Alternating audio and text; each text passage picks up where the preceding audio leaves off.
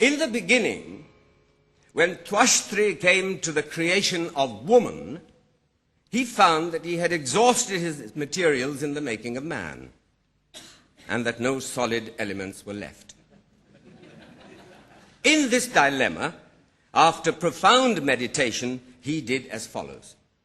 He took the rotundity of the moon, and the curves of the creepers, and the clinging of tendrils, and the trembling of grass, and the slenderness of the reed, and the bloom of flowers, and the lightness of leaves, and the tapering of the elephant's trunk, and the glances of deer, and the clustering of rows of bees, and the joyous gaiety of moonbeams, and the timidity of the hare, and the vanity of the peacock, and the softness of the parrot's bosom, and the hardness of the adamant, and the sweetness of honey, and the cruelty of the tiger, and the warm glow of the fire, and the coldness of the snow, and the chattering of jays, and the hypocrisy of the crane, and compounding all these together, he made woman.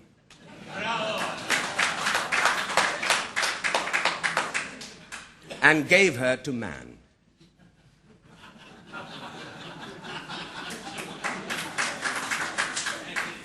But after 1 week, man came to him and said, "Lord, this creature that you have given me makes my life miserable.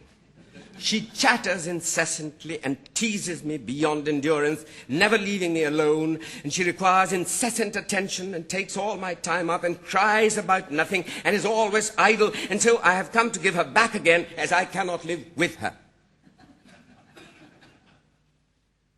So Twashtri said, "Very well," and he took her back. Then, after another week, man came to him again and said, "Lord, I find that my life is very lonely since I gave you back that creature. I remember how she used to dance and sing to me and look at me out of the corner of her eye and play with me and cling to me and with laughter and music. And she was beautiful to look at and soft to touch. So please give her back to me again."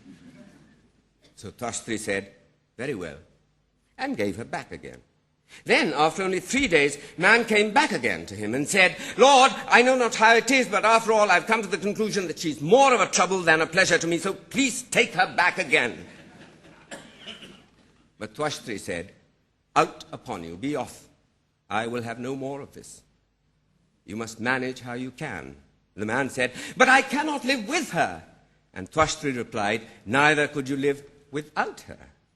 And he turned his back on man and went on with his work.